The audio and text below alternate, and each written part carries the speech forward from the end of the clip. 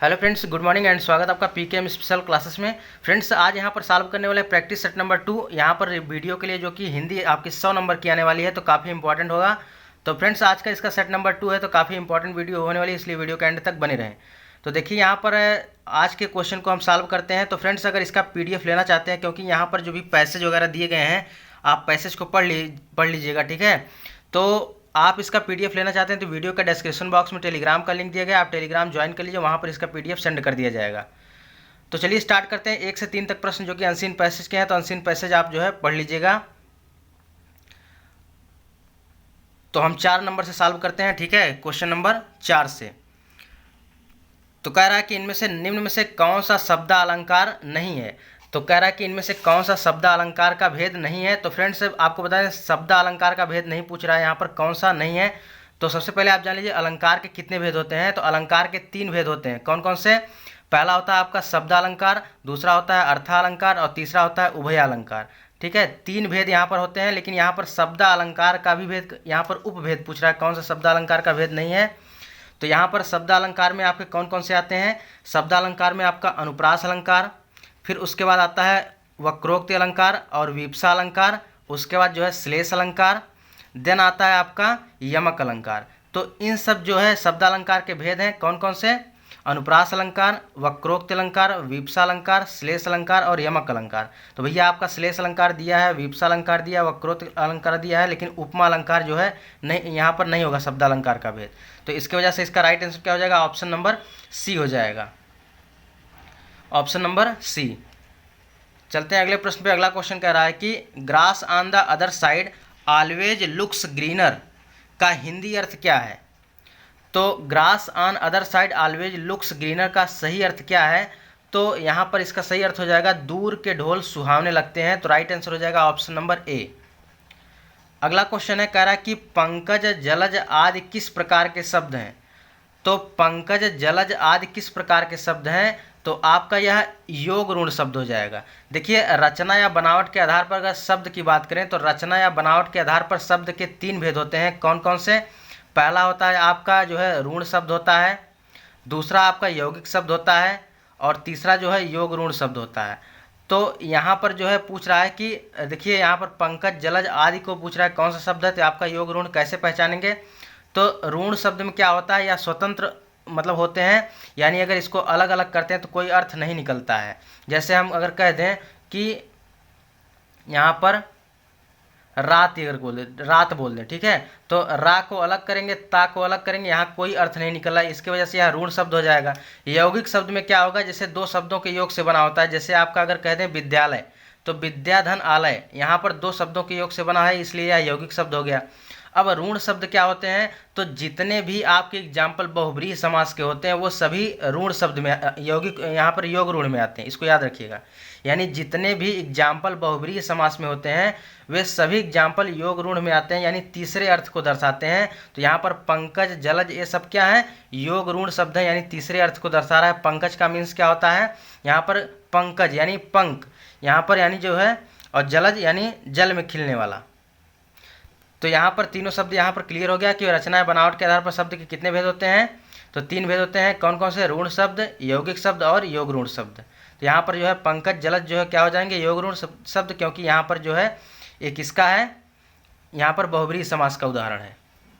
अगले क्वेश्चन पे चलते हैं। अगला क्वेश्चन कह रहा है कि देवनागरी लिपि का सबसे पहले प्रयोग कहाँ किया गया था। तो देवनागरी लिपि का सबसे पहले प्रयोग कहाँ किया गया था? तो जयभट्ट के शिलालेख में किया गया था। तो राइट आंसर हो जाएगा ऑप्शन नंबर डी। अगला क्वेश्चन है, कह रहा है कि सभी महाप्राण वर्णों वाला वर्ण कौन सा है। तो सभी महाप्राण वर्णों वाला वर्ग कौन सा है? तो देखिए, यहाँ प्राणत्व के आधार पर जो है वर्ण को कितने भागों में बांटा गया है? 2 प्रकार से। एक होता है अल्प प्राण और दूसरा होता है महाप्राण। तो अल्प प्राण में क्या होता है? प्रत्येक वर्ग का पहला, तीसरा, 5वां वर्ण जो होता है अल्प प्राण में होता है, और महाप्राण में दूसरा और चौथा वर्ण जो होता है आपका महाप्राण में आता है। जैसे वर्ग का मतलब क्या हो गया, आप एक चीज़ याद रखिए, कचटतप, यानी का वर्ग का हो गया, चा में चा वर्ग का, फिर उसके बाद टा में टा वर्ग का। इसी प्रकार से कचटतप याद रखिएगा, कचटतप यानी टा वर्ग का, ता वर्ग का और पा वर्ग का। तो महाप्राण के बारे में पूछा है, तो महाप्राण का मतलब हो गया आपका दूसरा और चौथा वर्ण, दूसरा और चौथा वर्ण। तो यहाँ पर क्या हो जाएगा? अगर देखा जाए यहाँ पर कि अगर का लिया जाए तो का वर्ग में दूसरा वर्ग क्या आ जाएगा, का के बाद खा आएगा, बिल्कुल सही है। और उसके बाद फिर चा वर्ग में अगर लिया जाए तो चा का दूसरा क्या आ जाएगा, छा आ जाएगा। फिर उसके बाद टा वर्ग का लिया जाए, टा का दूसरा वर्ग क्या आ जाएगा, ठा आ जाएगा। तो इसके वजह से इसका राइट आंसर हो जाएगा ऑप्शन नंबर ए। तो सभी महाप्राण वर्गों वाला वर्ग कौन सा है, तो यहाँ पर राइट आंसर हो जाएगा ऑप्शन नंबर ए। अगला क्वेश्चन है, कह रहा है कि स्पर्श व्यंजन कंठ और अघोष और महाप्राण ध्वनि कौन सी है। यानी वह ध्वनि जो है स्पर्श व्यंजन भी होनी चाहिए, कंठ ध्वनि भी होनी चाहिए, अघोष भी होना चाहिए और महाप्राण भी होना चाहिए। तो स्पर्श व्यंजन जो होता है का वर्ग से आपका जो है, अगर इसमें देखा जाए तो आपका राइट आंसर हो जाएगा ऑप्शन नंबर यहाँ पर सी हो जाएगा, खा। तो खा आपका जो है तीनों में आएगा, यहाँ पर स्पर्श व्यंजन कंठ वर्ग में, अघोष और महाप्राण तीनों में आएगा। अगला क्वेश्चन कह रहा है कि समीप, छोटा तथा गौड़ के अर्थ में कौन सा उपसर्ग आता है। यानी किस उपसर्ग का अर्थ समीप होता है, छोटा होता है और गौड़ होता है। तो देखिए यहाँ पर उप का अर्थ क्या होता है, उप का अर्थ समीप होता है, छोटा होता है और उप का अर्थ गौड़ भी होता है। तो इसके वजह से इसका सही उत्तर हो जाएगा ऑप्शन नंबर डी।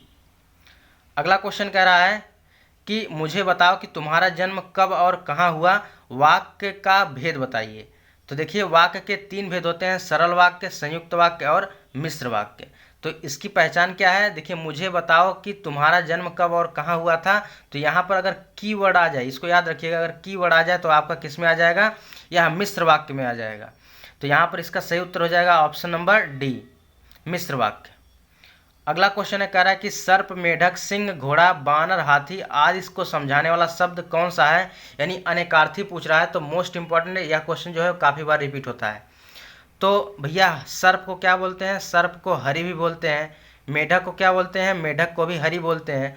सिंह को क्या बोलते हैं, सिंह को भी हरि बोलते हैं। और घोड़ा और बानर को भी क्या बोलते हैं, हरि बोलते हैं। तो वही कह रहा है कि सर्प, मेढक, सिंह, घोड़ा, बानर आदि को समझाने वाला शब्द क्या है, तो हरि है। तो सही उत्तर हो जाएगा ऑप्शन नंबर सी। अगला क्वेश्चन है, दांत काटी रोटी का अर्थ क्या है।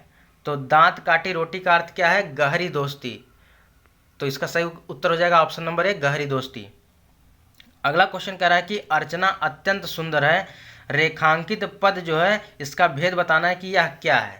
तो अत्यंत क्या है भैया, अत्यंत जो है आपका प्राविशेषण हो जाएगा। अब प्राविशेषण क्या होता है, देखिए पहले विशेषण जान लीजिए। संज्ञा सर्वनाम की विशेषता बताने वाले शब्द को विशेषण कहते हैं, और जिसकी विशेषता बताई जाती है उसको क्या कहते हैं, विशेष्य कहते हैं। जैसे यहाँ पर सुंदर होने की बात करी, सुंदर यहाँ पर विशेषण हो जाएगा, लेकिन किसकी विशेषता बताई जा रही है, अर्चना की विशेषता बताई जा रही है, यानी अर्चना क्या हो जाएगी, विशेष हो जाएगी। अब उसके बाद अगर जिस विशेषण की विशेषता बताई जाती है वह जो है, अगर विशेषण की विशेषता बताई जाए तो उसे हम कहते हैं प्राविशेषण कहते हैं। यानी विशेषण की जब विशेषता बताई जाए तो उसे हम क्या कहते हैं, प्राविशेषण कहते हैं। जैसे सुंदर तो है, लेकिन कह रहा अत्यंत सुंदर है, यानी सुंदर से भी अत्यंत सुंदर है। इसके वजह से अत्यंत क्या हो जाएगा, यहाँ पर प्राविशेषण हो जाएगा। यानी जब विशेषण की भी विशेषता बताई जाए तो उसे हम क्या कहते हैं, प्राविशेषण कहते हैं। तो यहाँ पर क्लियर हो गया होगा, रचना अत्यंत सुंदर है, अत्यंत यहाँ पर क्या है, प्राविशेषण है। अब अगला क्वेश्चन कह रहा है कि उनके द्वारा अपना काम अब तक समाप्त नहीं किया गया, तो अंग्रेजी में अनुवाद होगा। तो यहाँ पर हो जाएगा दियर वर्क, यानी their work has not at been finished by them हो जाएगा, यानी उनके द्वारा अपना काम अब तक समाप्त नहीं किया गया। अगला क्वेश्चन है, कह रहा है कि यहाँ पर कि निम्नलिखित में से तत्सम शब्द कौन सा है। तो देखिए स्रोत या उत्पत्ति के आधार पर जो है तत्सम के यहाँ पर शब्द कितने प्रकार के होते हैं, 5 प्रकार के। कौन कौन से, देखिए तत्सम होता है, तद्भव होता है, और देशज, विदेशज और संकर शब्द। यानी स्रोत या उत्पत्ति के आधार पर शब्द के कितने भेद होते हैं, 5 भेद होते हैं। उसी में से तत्सम पूछा है, तो कौन कौन से होते हैं, तत्सम, तद्भव, देशज, विदेशज और संकर। तो तत्सम शब्द क्या होते हैं, तो संस्कृत भाषा के ऐसे शब्द जो ज्यों के त्यों प्रयोग किए जाने लगे तो उन्हें हम क्या कहते हैं, तत्सम शब्द कहते हैं। और जो बिगड़ा हुआ रूप होता है, यानी जो परिवर्तित रूप होता है, उसे क्या कहते हैं, तद्भव कहते हैं। तो यहाँ पर शिखा आपका क्या हो जाएगा, तत्सम हो जाएगा। तो राइट आंसर हो जाएगा ऑप्शन नंबर ए। अगला क्वेश्चन कह रहा है कि सोना का पर्यायवाची शब्द क्या होगा। तो सोना का पर्यायवाची शब्द जात रूप होता है, यानी सोना को और क्या कहते हैं, जात रूप भी कहा जाता है और हाटक भी कहा जाता है। अगला क्वेश्चन कह रहा है निम्नलिखित में से कौन सा सही विकल्प है, उसको छांटिए। तो यहाँ पर जो है कह रहा है कि जीवन क्षणभंगुर है, व्यर्थ नष्ट ना करें। तो देखिए दूसरा वाला तो वैसे ही गलत हो गया, क्योंकि यहाँ पर आप देखेंगे कि जीवन लिखा है, तो होना चाहिए क्या चाहिए, जीवन होना चाहिए, तो इसकी वजह से यह गलत हो गया।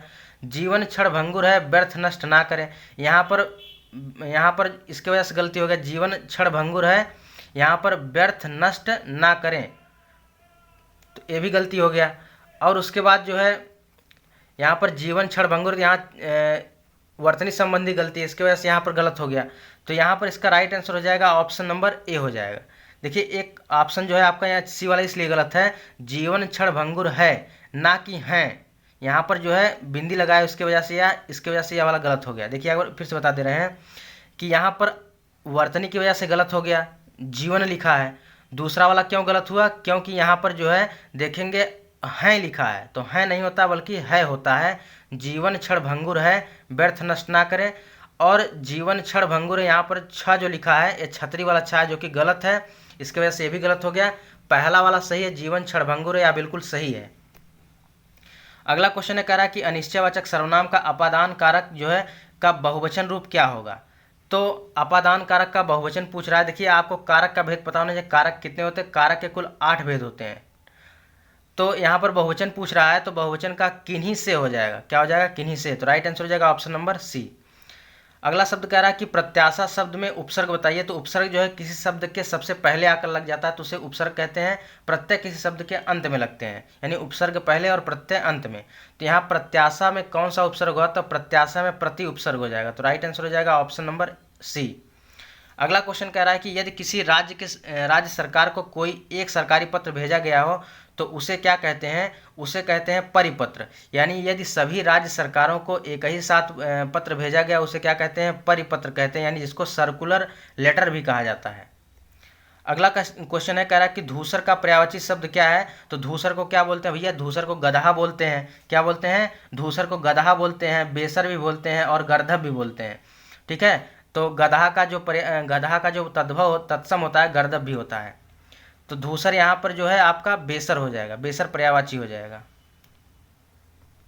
अगला क्वेश्चन कह रहा है कि यदि आपको अपने मित्र को पत्र लिखना पड़े तो संबोधन में क्या लिखेंगे। तो संबोधन में भैया अपने मित्र को क्या लिखेंगे, प्रिय मित्र लिखेंगे, तो राइट आंसर हो जाएगा ऑप्शन नंबर सी। अगला क्वेश्चन कह रहा है कौन सा अधिकरण तत्पुरुष समास नहीं है। तो देखिए यहाँ पर आपके कारक के भेद अगर क्लियर रहेंगे तभी आप बता सकते हैं। कारक के जो 8 भेद होते हैं, कर्ता ने कर्म को करण से, संप्रदान के लिए अपादान से, ठीक है, अलगाव होने के बोध में, अधिकरण में, भीतर, पर, ये सब क्लियर रहेगा तभी आप कर सकते हैं इसको। तो कौन सा अधिकरण तत्पुरुष समास नहीं है, तो यहाँ पर देखिए आप देखेंगे तो अधिकरण में जो इसकी पहचान होती है, अधिकरण का पहचान होता है कर्ता, अधिकरण का पहचान जो होता है में, भीतर, पर, पे, पर, यानी अगर ये शब्द आ रहा है तो आपका अधिकरण होगा। जैसे पुरुषोत्तम में अगर देखा जाए यानी पुरुषों में उत्तम, तो यहाँ पर अधिकरण तो हो गया क्योंकि में आ रहा है। और यहाँ पर आ रहा है देशाटन, यानी देश में आटन, तो ये भी आपका हो जाएगा अधिकरण में। कुल श्रेष्ठ, तो कुल में श्रेष्ठ यानी सभी कुलों में श्रेष्ठ, तब भी यहाँ में आ रहा है। लेकिन यहाँ पर डी वाला आप देखेंगे धर्म भ्रष्ट, यानी धर्म से भ्रष्ट, यहाँ पर क्या हो जाएगा, अलग हो रहा है, इसकी वजह से यहाँ पर अपादान कारक है। तो यहाँ पर लेकिन पूछ रहा है कौन सा अधिकरण तत्पुरुष समास नहीं, तो इसकी वजह से यहाँ पर डी आंसर बिल्कुल सही हो जाएगा। अगला क्वेश्चन कह रहा है कि पंजाब में हिंदी का प्रचार किसने किया। तो पंजाब में हिंदी का प्रचार श्रद्धाराम फुलेरी के द्वारा किया गया था, राइट आंसर हो जाएगा ऑप्शन नंबर बी। अगला क्वेश्चन कह रहा है कि अत्युक्ति शब्द में संधि कौन सी है। तो अत्युक्ति में जो है संधि कौन सी हो जाएगी, यड़ संधि हो जाएगी, वेरी इंपॉर्टेंट है।